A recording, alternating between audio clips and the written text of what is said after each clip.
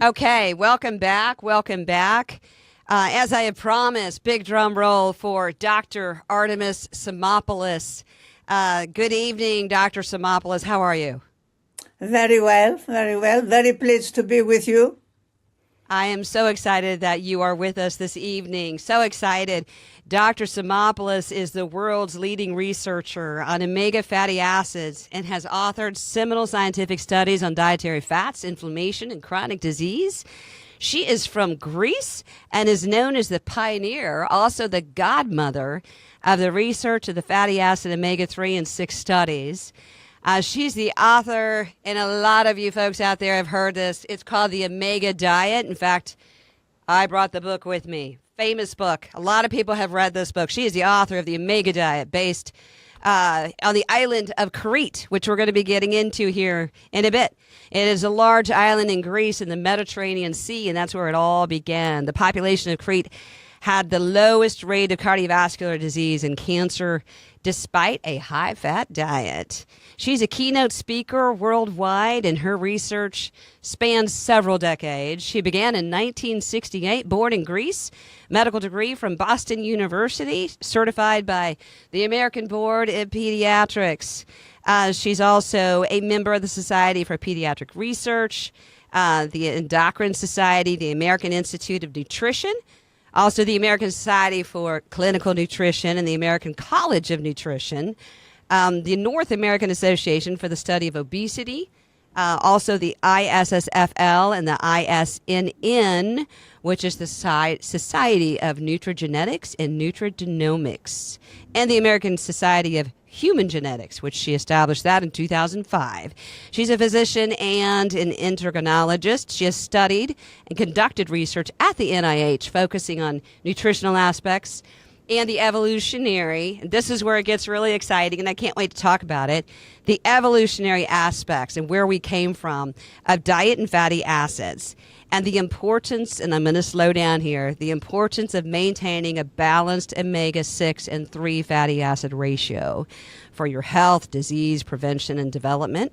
She has actually chaired the nutrition at the NIH, and she's recognized globally as an authority on essential fatty acids and has served as the nutritional advisor to the Consumer Affairs at the White House.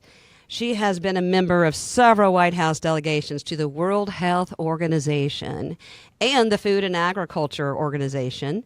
And she's, again, keynote speaker worldwide. She established the actual ISSFAL, which is the International Society for the Study of Fatty Acids and Lipids. That was established in 1991, has over 300 members, and she actually ran that for the first 7 years. She's the founder of the CGNH, which is the Center for Genetics, Nutrition, and Health. That is in Washington, D.C., and she's currently a member of the Hellenic Institute for Health Longevity, which was just established, headquartered in Athens, Greece, and she was born in Greece. And again, that was, I tell you what, I am so privileged, and I can't tell you how proud and how happy I am that you are with us on this show. And what an honor it is to have you right in front of me as the godmother of the fatty acid omega-3 and 6 ratio, and how critical that is to our health. And, you know, sadly, what has happened to that ratio over the last however many decades, and what our industrial diet has done to that, and the reason why we have so many chronic diseases. And my audience knows how much I talk about this. I've been talking about this for about a year. So this is definitely my passion. And Dr. Simopoulos, I want you to tell the audience how it all began when you were looking at this island of Crete. All right. Well, you know, I was working in the intramural program of the NIH in the endocrinology branch of the Heart Institute. And I was doing research looking specifically at fatty acids and their metabolism and how they affect growth in children. That's how it started. During that time, it was the time when all the emphasis for heart disease was on cholesterol, and they did not look for any other nutritional factors. So they put all the emphasis on saturated fat and cholesterol. But we had very good evidence from our studies and other people's studies that what is very important in the development of heart disease is inflammation. And inflammation is at the base of most of the chronic diseases. So while I was at the NIH, there was a movement for manipulating the whole field of nutrition.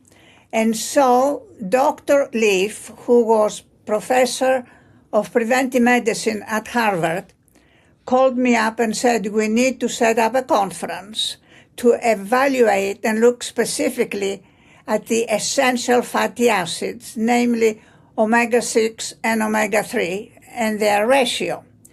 Because people are not looking at it, and yet there is very good evidence from animal studies and some epidemiologic studies that we really need to have a good group of people that have done research in the area, understand metabolism, and try to understand why there is so much obesity and heart disease. And that was 40 years ago. We set up the conference. Wow.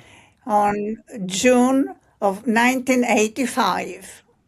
Can you believe that? 40 years ago, we had enough evidence to show the importance of a balanced ratio in terms of inflammation and in terms of obesity and in terms of growth and development in children, because mother's milk has the omega-3 fatty acids, DHA, which is very important for the development of the fetus and the newborn.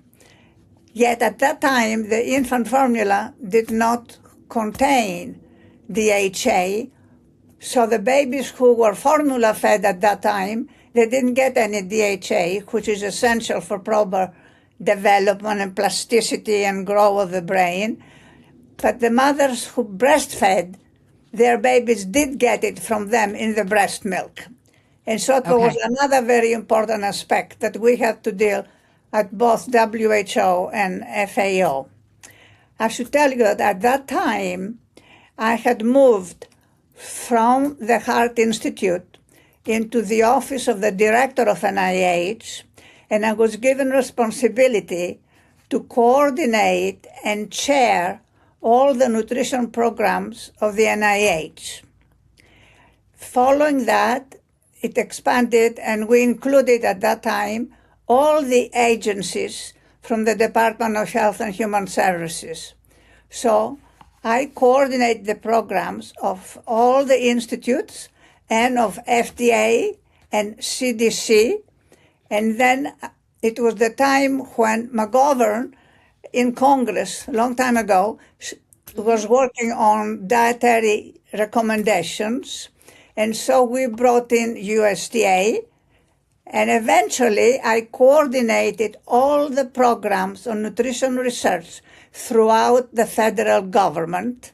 And the committee, because that was my job, and the committee operated out of the Office of Science and Technology Policy at the White House, because the science was very important. So following the meeting that we had 40 years ago, I, along with two others, edited the proceedings of the conference. And it was very obvious that NIH needs to develop various programs to look for answers to the questions that they were raised during the meeting. And that led to beautiful programs on nutrition research funded by practically all the institutes at the NIH. You know, child health focused a lot on mother's milk and growth and development, and cancer and heart disease, arthritis. So it was really very exciting times. And so I went back and reviewed all the data from the key studies, which was based on the 7-country studies and the diet of Crete turned out to be the healthiest diet than the diets in the United States, in Finland, in Holland, definitely it was very obvious that Keyes and his associates, in doing the 7-country studies, put all the emphasis on saturated fat and cholesterol and totally ignored the essential fatty acids because he was an epidemiologist and did not believe in them. So Wow. I thought I was going to review all the data that he had published, and became Right. very obvious to me that they had totally ignored the omega-6 and omega-3 fatty acids and their functions, or the changes that had taken place in the food supply. And I began, although I have an MD degree and I'm a physician and did research at the NIH, I felt I had to know in detail the composition of the diet of Crete. And so I went to Crete, and there was a very good laboratory there, and we began to look at the ingredients and analyze the composition of the diet of Crete. And we found out that not only Keyes and company had completely ignored the essential fatty acids, but they also had several misinterpretations. So we felt that once we established the composition of the diet of Crete, the next thing we ought to do is to really begin to bring all this information to the attention of the medical community. So what became very obvious was the fact that the people in Crete ate a tremendous amount of green leafy vegetables. Green leafy vegetables are high in omega-3 fatty acids. So the ratio, they had a balanced ratio between omega-6 and omega-3s to begin with. And secondly, what was of extreme importance at that time, it was very important to show how much fish they ate.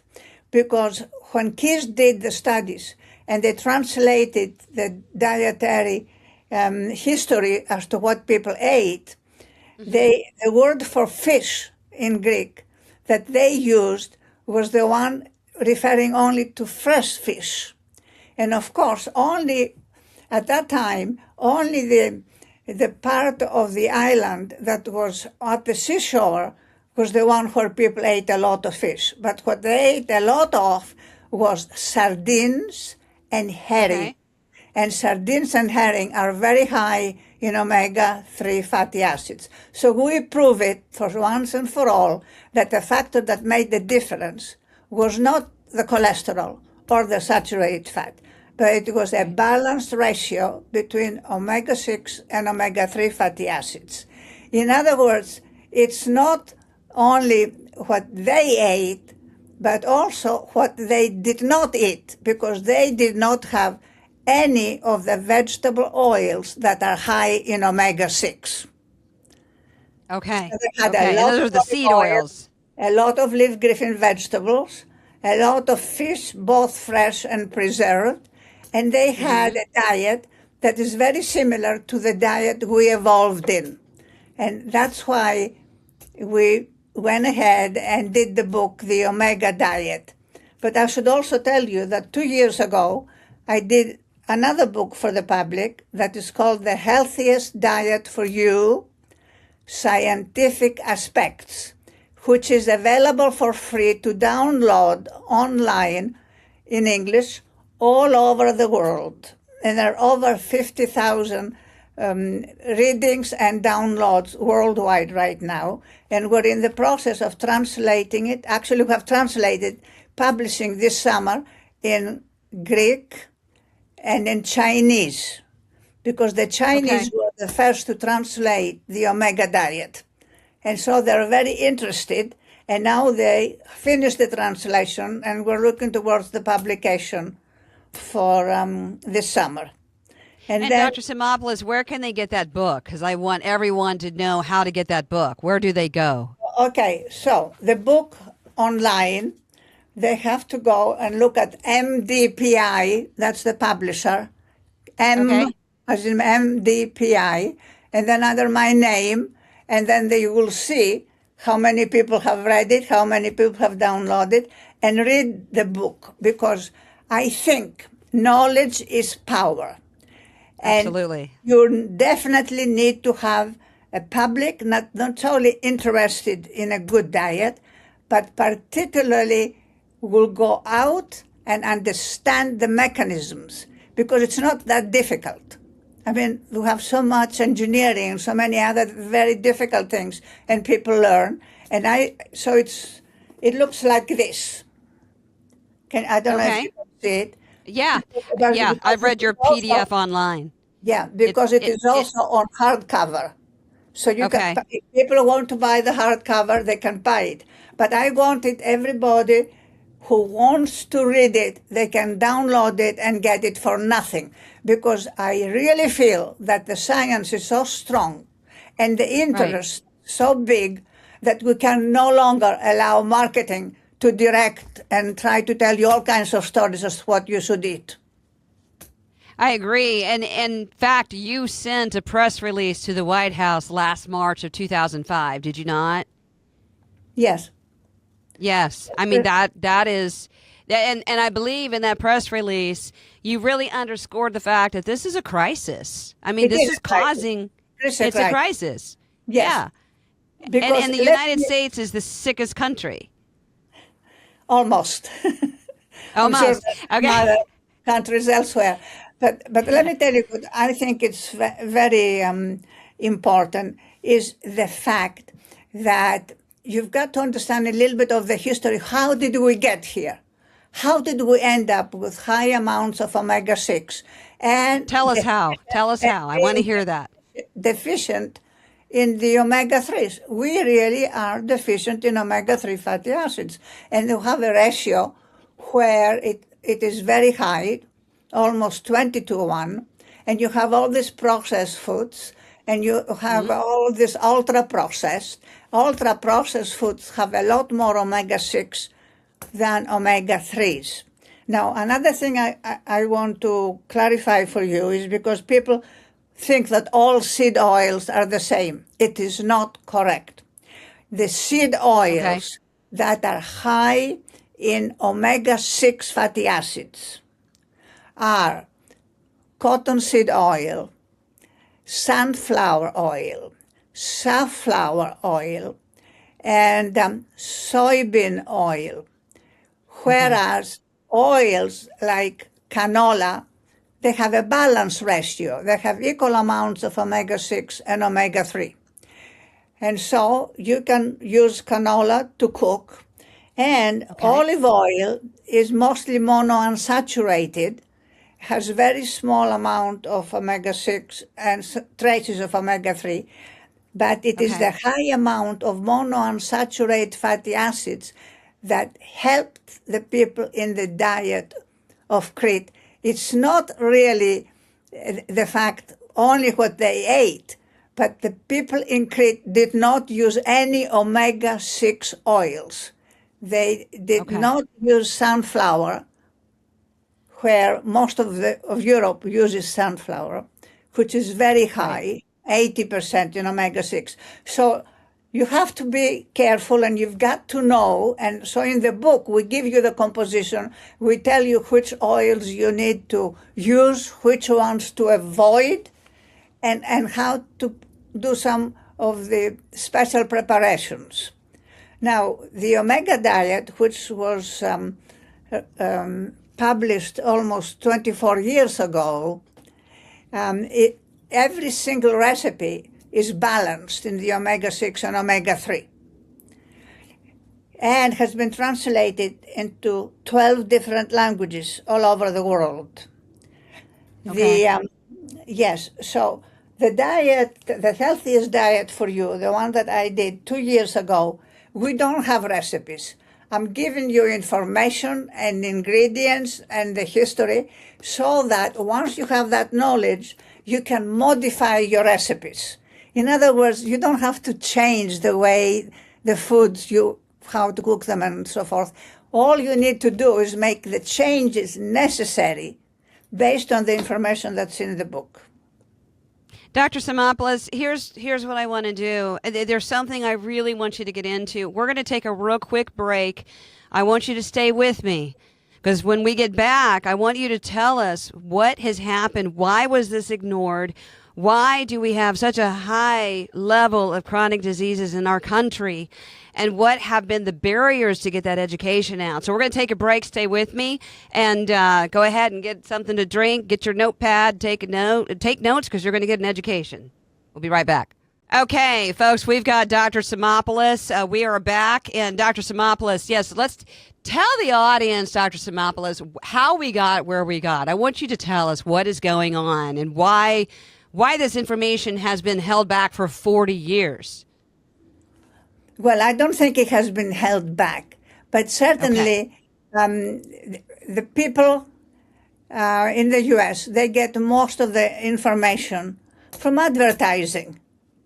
Certainly, they don't get that much information, I think, when they are in high school or when they are in college, although there is a movement towards health and well-being, and I think things are changing. But let me tell you how we got to where we are today, why we have such a high ratio.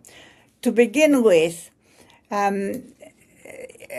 Procter and Gamble, about over 100 years ago, they began to make oil out of cottonseed oil.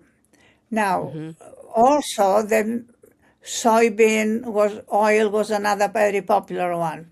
What happened is these oils, until about 100 years ago, they were not used in food. They were commercial and industrial oils.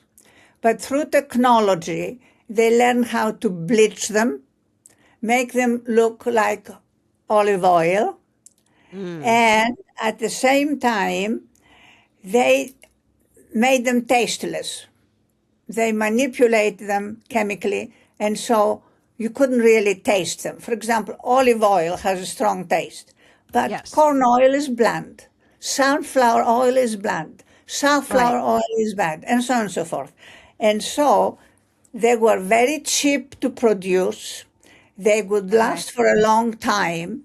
They made lots of money, and they never studied their composition and what else they do.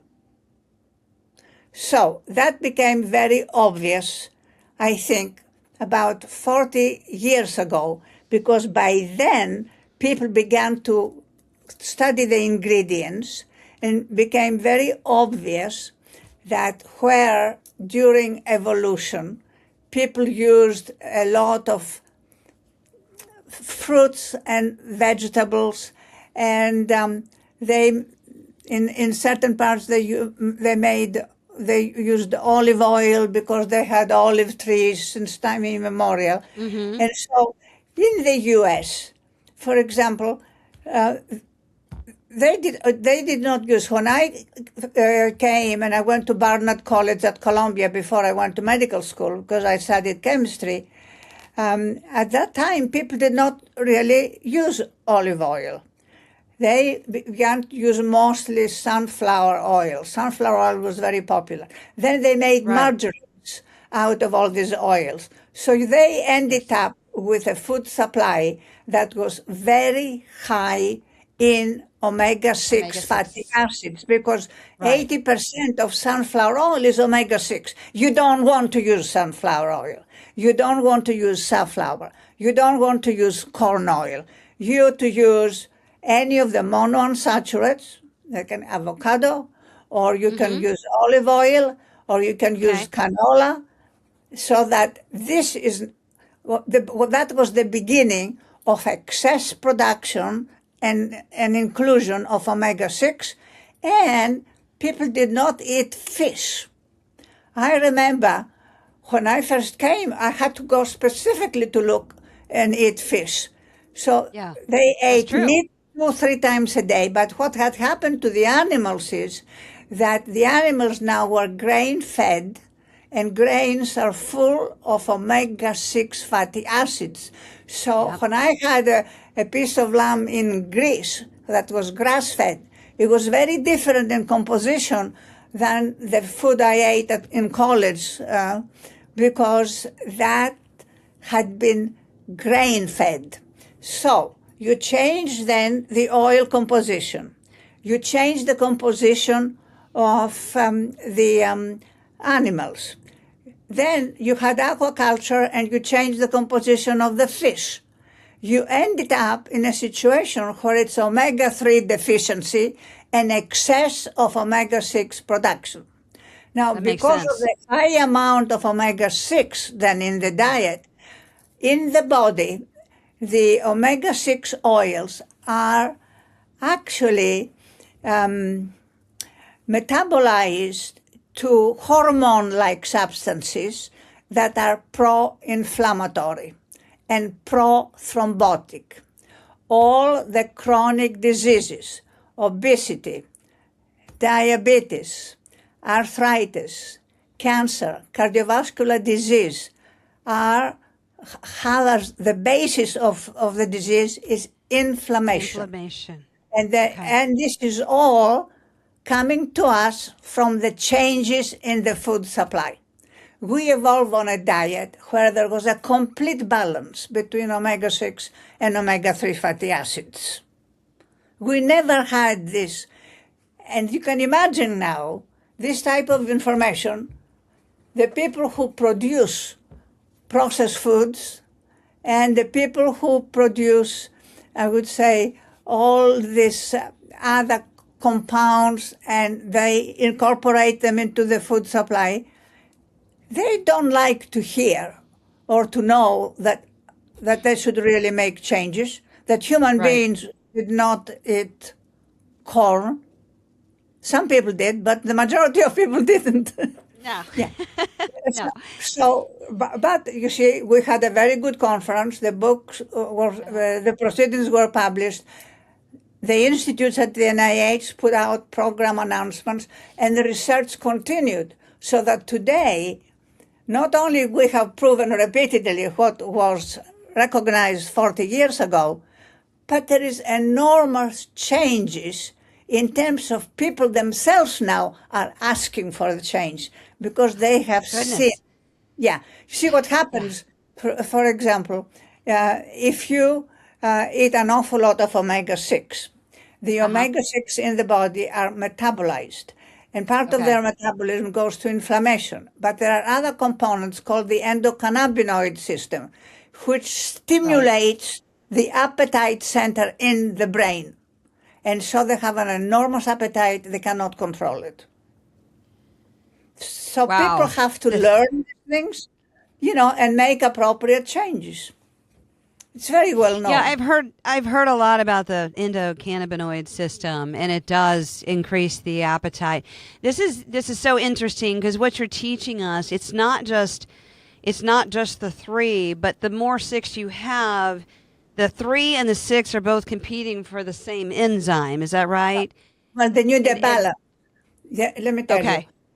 Because if you eat too much corn oil, you're going to have too much of the omega-6 in the body that's metabolized. Now, the omega-3s, for example, canola or flaxseed, they are also metabolized in the body, and the enzymes that they use for the metabolism are exactly the same. So they compete. During evolution, the omega-3s were stronger. And we had very little omega-6. People did not eat omega-6.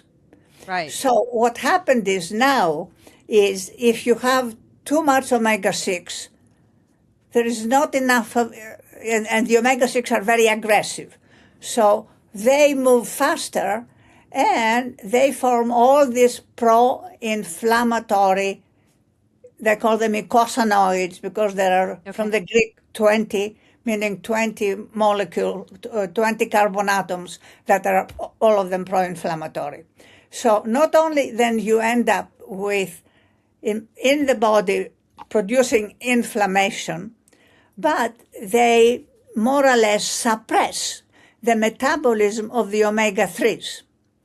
So the reason we are deficient in omega-3 fatty acids is because we changed the food supply. Animals are grain-fed. Oils were industrial oils.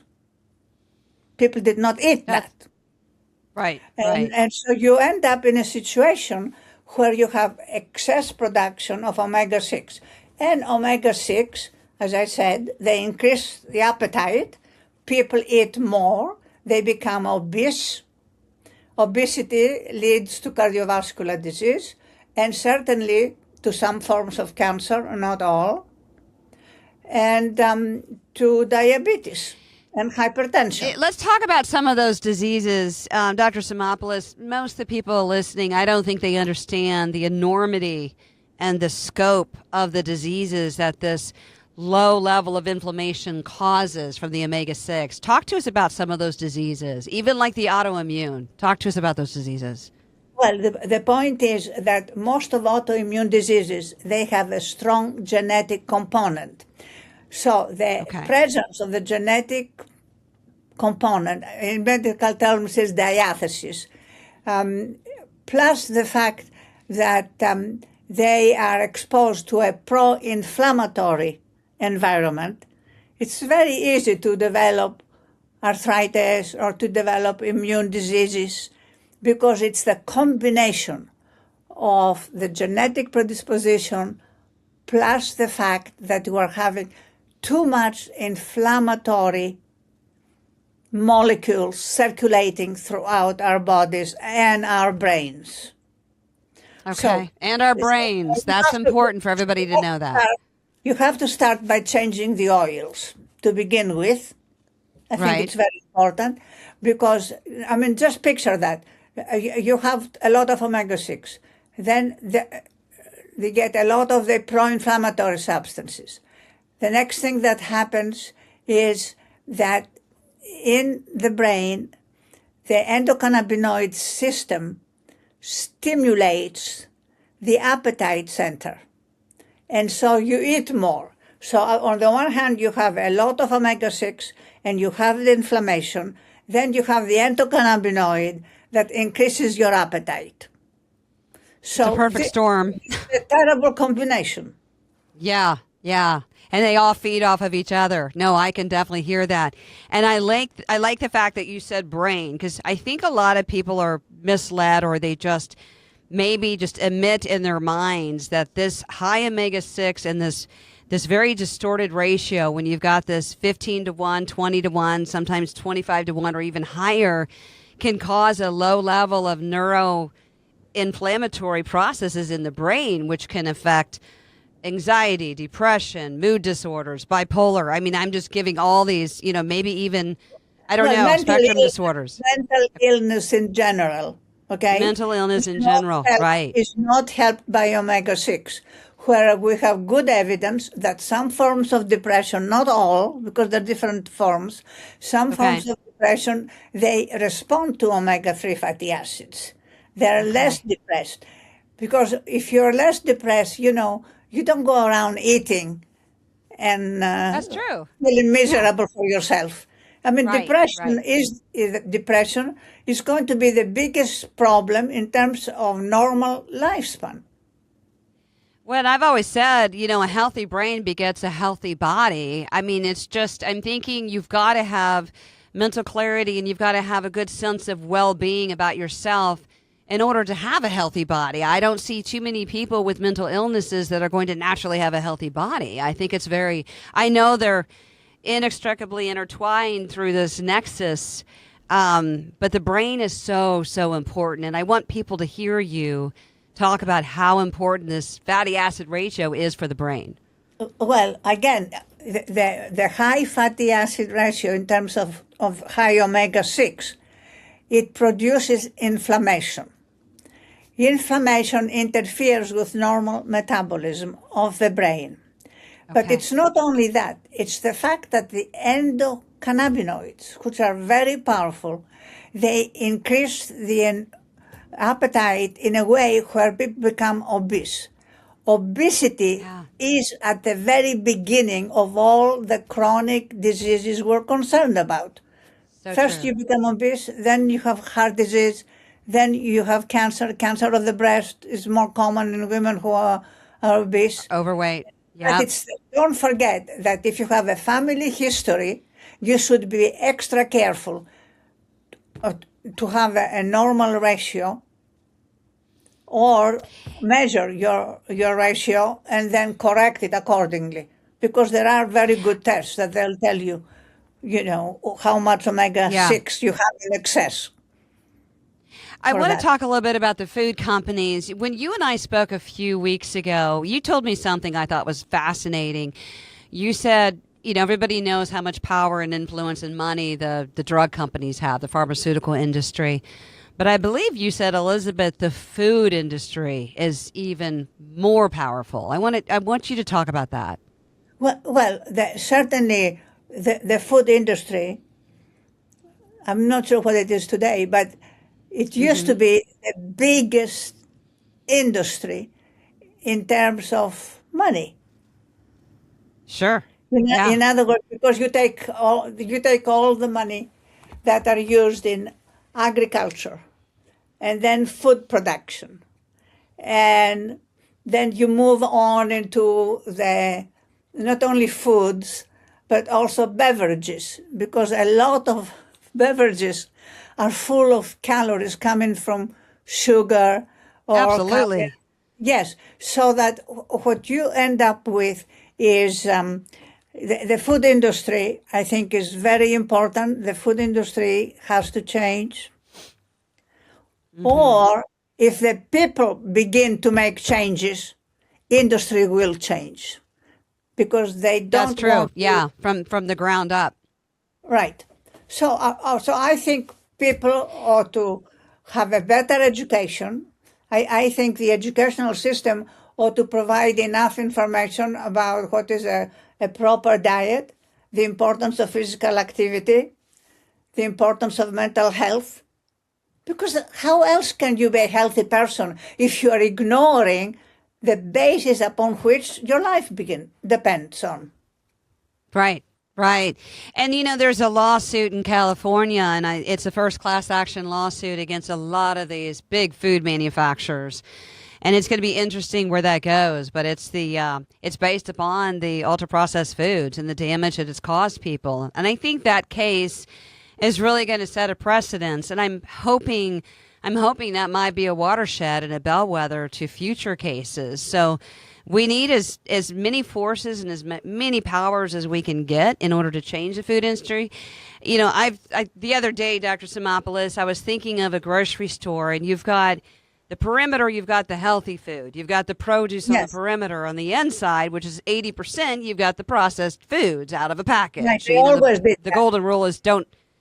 Yeah. So why don't we just flip that? Just like RFK flipped the pyramid, a few weeks ago. He flipped it pretty much upside down 180, which that should have been done a long time ago. We should do the same thing with the layout at the grocery stores and put all the 80% of the good food in the middle and 20% of the processed foods. Hard to get. I mean, it's logical. The new dietary guidelines that came out are better than the previous ones. And in essence, they do emphasize healthy oils, which the previous ones did not. And they do emphasize the omega-3s. And then the report that came out in February about healthy children, they do refer to the work that I did in 2008 about the importance of omega-3s in cardiovascular disease, and they actually refer to that paper. So I know that they're trying to improve, but I think you should also take responsibility yourself. You've got absolutely. You've got to start reading and understanding what is going on. Because absolutely, in parallel with that, and this is a little off topic, but if we can get people's palates to change, we're so addicted to that sugar craving and that fat craving and the salt, the sugar, salt, and the fat. People love to eat that, and it's another subject, but there's kind of an addictive quality to that. And if we could retrain our palate, that would go a long ways as well. And we got to start when the children are young. Remember, we have a very palatable commercial food supply. It tastes good. It looks good. They know how to attract your attention. And then they know what words to use that will stay in your memory. It's a whole Absolutely. business. You said it. It's a whole business. It is. Yeah. So They even take images of the brain. I heard that recently. They take images of the brain, and whatever food makes the reward system light up better, that's the food that they'll put in the grocery stores out of. Yes. Yeah, it's really sad. Dr. Simopoulos, we're out of time. I would love to bring you back on. This has been absolutely amazing. Thank you so much for joining us this evening. I'm just amazed that we've actually got the godmother, the pioneer of the fatty acid omega-3 6 studies here, and she is a keynote speaker all over the world. I'm going to be following you, and anytime, I would love to have you back on, but thank you so much. You take care, and I'll be following you. And everybody, please get that book that she's talked about. She's already told you how to get that. It's free, and that's how passionate this wonderful doctor is. She wants everybody to read that book as education, and knowledge is power. Thank you so much. You're very welcome. My pleasure. Thank you. All right. Bye-bye.